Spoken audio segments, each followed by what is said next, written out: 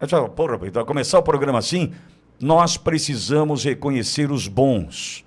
Nós precisamos reconhecer aqueles que defendem, né, as nossas pautas com coerência, com hombridade. Nós precisamos. E aí, quando vi o vídeo, falei assim, poxa vida, eu vou falar com o Fernando. E Fernando prontamente aceitou o nosso convite. O vídeo que motivou esse contato inicial é esse vídeo aqui. Aperta o play, edição.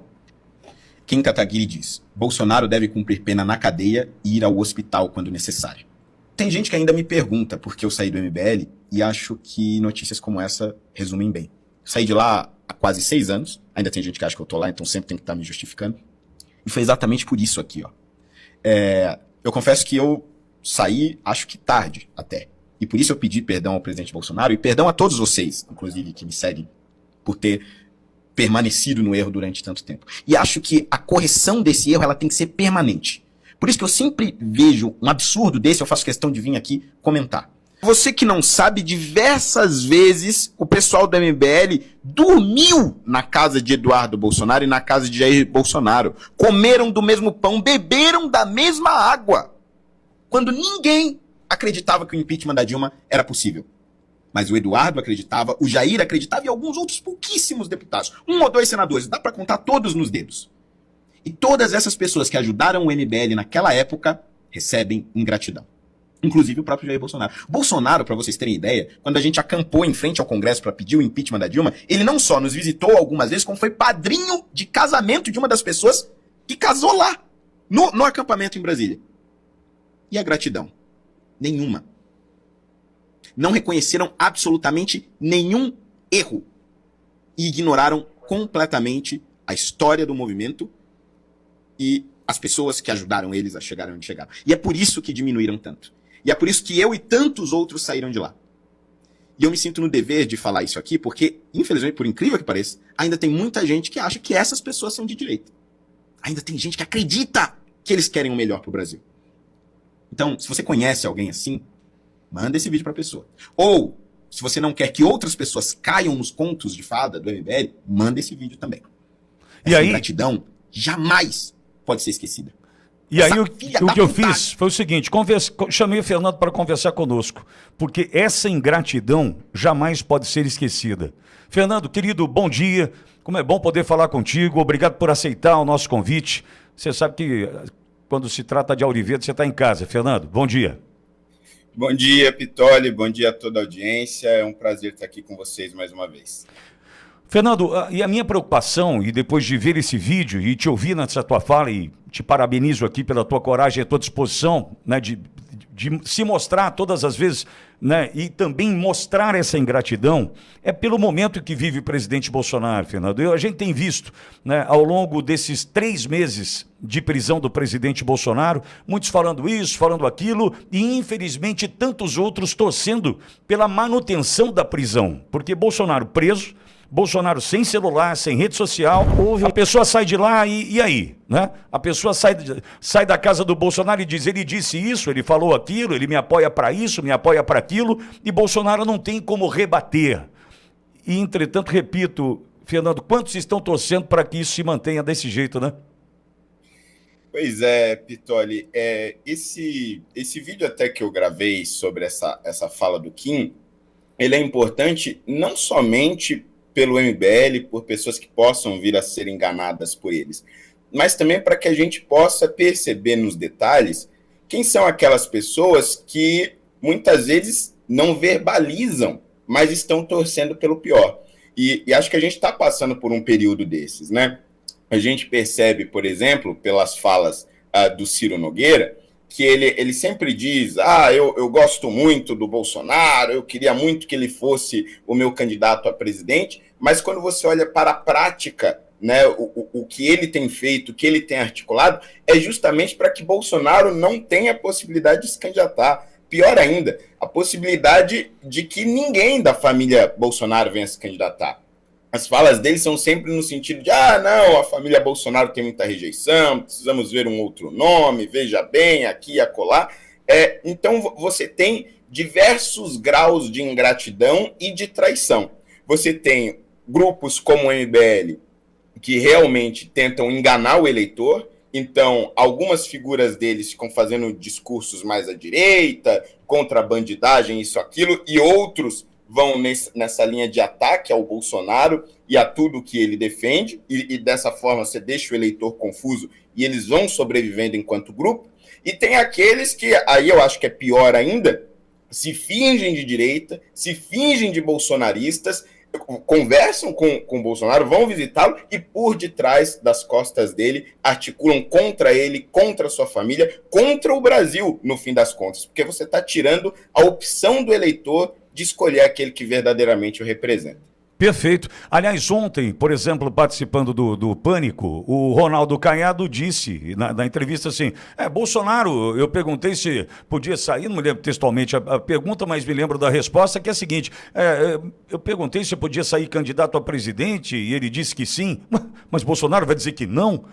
Caiado é do União Brasil, não é do PL, não há uma ingerência sobre. Bolsonaro, posso sair candidato? Pode. E parece que, a partir de uma resposta como essa, surge um apoio. Mas essas palavras que estão aí sendo usadas agora com o presidente calado, né, Fernando? Exatamente. Eu acho que esse é o grande prejuízo para a direita, e eu arrisco a dizer que esse justamente era o plano do sistema, né? Porque a prisão dele, e aí seja em casa, seja num presídio, mas a falta de contato dele com o mundo exterior favorece o caos, né? E o caos favorece o sistema, porque aí a direita fica dividida, né? O Caiado ainda tem uma grande irrelevância, né? Ele tem uma relevância grande em Goiás, mas para o resto do Brasil ele ainda é uma figura bem irrelevante, mas vai confundir sim alguns eleitores. Essa pré-candidatura do Zema, que usa do mesmo discurso, falei com o Bolsonaro, ele disse que eu podia. Aí ele vai confundir outros eleitores. E aí você vai fragmentando aos poucos a direita. O eleitor ele fica perdido, eu vou para lá, eu vou para cá, eu apoio fulano, eu apoio ciclano.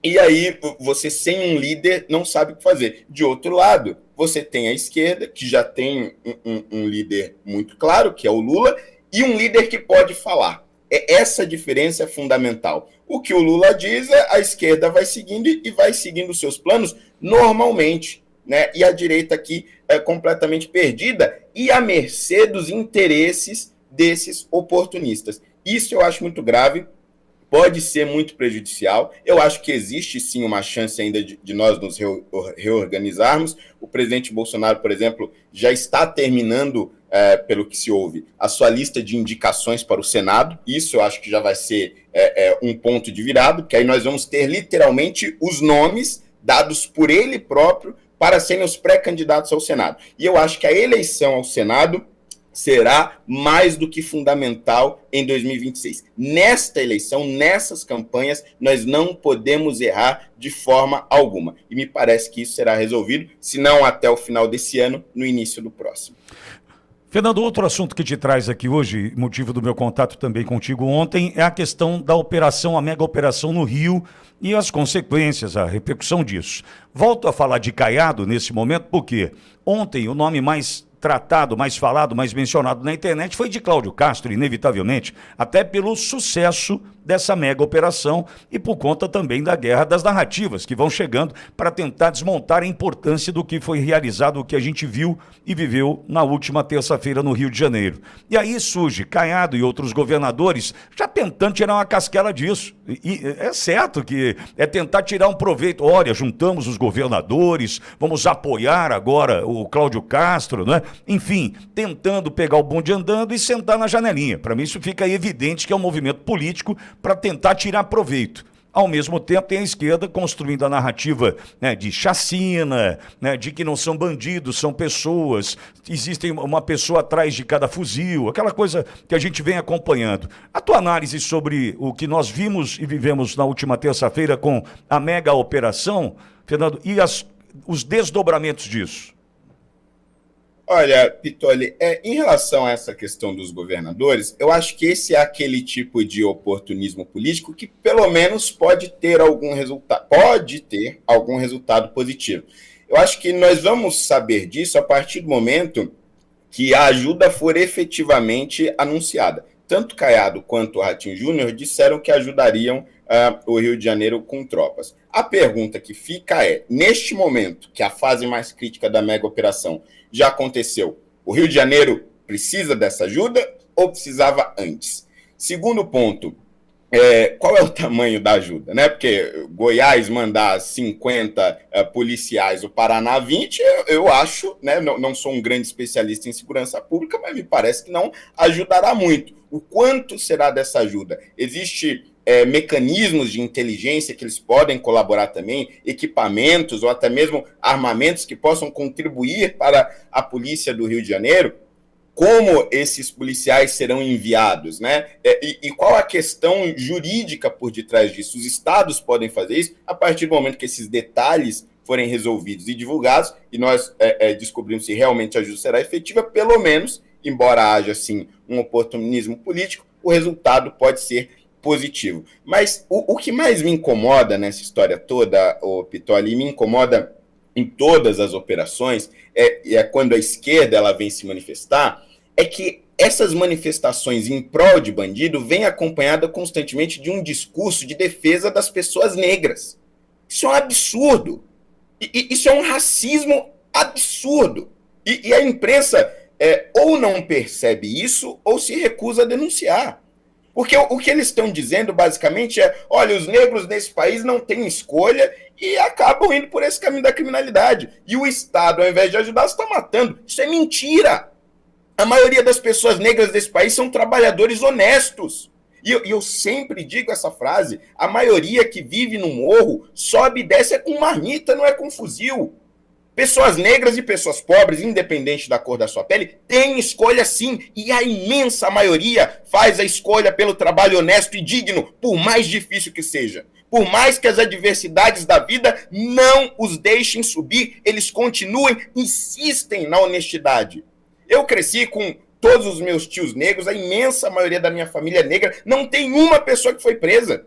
Nós temos no próprio Rio de Janeiro, aliás, o Rafael Satier, cujo irmão foi preso, está preso, se rendeu à criminalidade, mas o Satier, que cresceu na mesma casa, comeu do mesmo pão, bebeu da mesma água, foi criado pela mesma mãe, não se rendeu à criminalidade, aliás, pelo contrário, seguiu no caminho da honestidade, se tornou pastor e hoje é vereador do Rio de Janeiro. Então, este papinho de que as vítimas são negras, isso precisa ser combatido com todas as nossas forças, porque é um verdadeiro absurdo. E, ao mesmo tempo, parlamentares, a exemplo do que acompanhamos da Comissão de Segurança Pública da Câmara dos Deputados anteontem, aquela baixaria da Perrone, da Petrone, da deputada do PSOL, que teve 198 mil votos do Rio, Fernando, né, usando do linguajar, dos ataques aos seus pares ali, mostrando também o seguinte, eleitoralmente, ou dentro de partidos, nós vamos precisar identificar de fato quem é financiado, quem é bancado, o que defende. E essa população, que certamente é pressionada durante o processo eleitoral, vai ter que encontrar um caminho para dar uma resposta a isso também. Exatamente, Pitoli. E eu acho muito importante que, nesse momento, essa discussão tenha sido tão ampla. Infelizmente, diante de uma tragédia, eu digo tragédia não pelos bandidos, mas pelos policiais que foram mortos e pelas famílias desses policiais que estão sofrendo agora, mas essa tragédia e a morte desses policiais, pelo menos nos serviu para ter esse divisor de águas, porque as coisas estavam meio misturadas. O governo federal tinha começado a entrar, né, o governo Lula, com um discurso contra a criminalidade, teve algumas operações do Ministério Público contra o PCC que o governo federal tentou embarcar, e nessa do Rio de Janeiro ficou claro o que realmente o PT defende, porque foi dias depois do Lula dizer que os traficantes são vítimas dos usuários. E logo depois nós tivemos a notícia de que o governo federal foi informado e negou ajuda ao Rio de Janeiro. Então acho que está servindo para um divisor de águas, tanto para nós relembrarmos e para o eleitor que não acompanha a política diariamente, relembrar o que realmente a esquerda e o PT defendem e o quanto é necessário nós termos políticos que realmente defendem a segurança pública e que têm vontade e coragem de combater a criminalidade. Porque nós estamos às portas de 2026 e uma pequena confusão de narrativas pode nos fazer sofrer mais 4 anos de agonia, mais 4 anos de paraíso para a criminalidade. Mas vejo também, Fernando, que o ocorrido terça-feira no Rio, depois dessa fala lembrada por você de que traficante é vítima do usuário, mostra a fragilidade desse governo que passa mais de 24 horas sem uma resposta efetiva. Por exemplo, ontem aqui, logo no início da manhã, eu defendi a ideia de que deveria ser decretado luto oficial no Brasil por 4, 7 dias, não sei, em função da morte dos policiais, da forma como se deu. E não houve nenhuma manifestação do governo federal nesse sentido, a não ser a mentira do Lewandowski, que mente que nem sente. Porque o Andrei foi lá, deu aquela escorregada, contou a verdade, o Andrei, o diretor-geral da Polícia Federal, contou a verdade, aí vem o Lewandowski tentando desdizer, né, o que o Andrei contou ali naquela coletiva, mostrando o seguinte: nós sabemos o que esse governo defende e vive a partir de agora um outro momento político de desgaste intenso pós-tarifaço do Trump, que tentou surfar e recuperar ali alguns pontos percentuais na sua aprovação, né? Exatamente. E é interessante porque algumas notícias de bastidores diziam que houve uma discussão por telefone inicialmente com o Rui Costa, que é o ministro da Casa Civil, e o governador do Rio de Janeiro, porque o governador de Janeiro teria dito que o Lula se recusou a decretar a GLO, e realmente se recusou, porque a GLO não foi decretada, né? E aí tiveram que fazer toda essa reunião, essa organização, essa montagem de escritório para o governo federal tentar responder. Me parece que há uma visão sistêmica no governo federal de que o crime não se combate com armas, o que é uma loucura, né? Porque as organizações criminosas estão armadas até os dentes com armamento de guerra. Alguns até têm armas que a polícia não tem acesso, que só o exército tem acesso. Então, nós estamos falando literalmente, não é figurativamente, não é uma expressão de linguagem, nós estamos tratando literalmente de uma guerra. E o PT tem uma dificuldade de entender que está numa guerra, porque eles enxergam essas organizações criminosas como eleitores, como parceiros. São vítimas da sociedade, na visão deles, que precisam ser resgatados por políticas públicas. E é por isso que essa visão acaba contaminando a segurança pública. Eu acredito, olhando de fora, que os funcionários do governo, ao analisarem o que essa operação poderia causar, ficaram com medo de envolver o governo petista e de sofrer as críticas que agora a esquerda está fazendo. Tanto é que você está tendo uma divisão na esquerda. De um lado, você tem aqueles militantes que realmente estão expressando o que a esquerda pensa, direitos humanos, aquela coisa toda, mataram pessoas, são negros e não sei o quê. E, de outro lado, você tem o governo tentando disfarçar. O Lula deu uma declaração, não, precisamos combater o crime organizado e tudo mais. Então, você percebe que há realmente uma confusão entre a narrativa e aquilo que eles realmente acreditam. E nós temos áudios que comprovam a tortura de moradores dessas comunidades por parte de integrantes do Comando Vermelho, do CV. Áudios já mostram que aconteceu tortura ali. E deve acontecer, a gente sabe, todos os dias, né? Esse modelo implementado de torturar, né, faz parte do dia a dia de quem vive e convive com o CV dentro das comunidades. Javier Milei, presidente da Argentina, já reconhece tanto o PCC quanto o CV como grupos terroristas. Agora, o Brasil também deverá reconhecer e, então, quem sabe, contar com uma ajuda americana, a exemplo do que acontece na Venezuela nesse momento, Fernando? Pois é, Pitoli, esse é o ponto, né? E aí a gente percebe como que o Brasil tem uma dificuldade de reconhecer o tamanho do problema que nós estamos metidos. O senador Flávio Bolsonaro, alguns dias atrás, se não me engano, na semana passada, fez um post, inclusive em inglês, mostrando justamente como que essas organizações criminosas se articulam internacionalmente. A Globo fez uma matéria, na verdade eu nem diria que foi uma matéria, foi um verdadeiro escândalo por conta desse post do Flávio Bolsonaro, absolutamente a matéria é completamente desproporcional, dizendo que, olha só, ele querendo que os Estados Unidos intervenham no Brasil, isso é um absurdo, etc. Mas nós temos que analisar que realmente essas organizações cresceram a tal ponto que elas extrapolaram a fronteira do Brasil. E elas agem, sim, como grupos terroristas, né? As técnicas de tortura são de grupos terroristas. A pressão que eles exercem sobre os moradores da periferia e a forma como eles utilizam esses moradores como verdadeiros escudos humanos é a mesma forma que o Hamas se utiliza das pessoas em Gaza.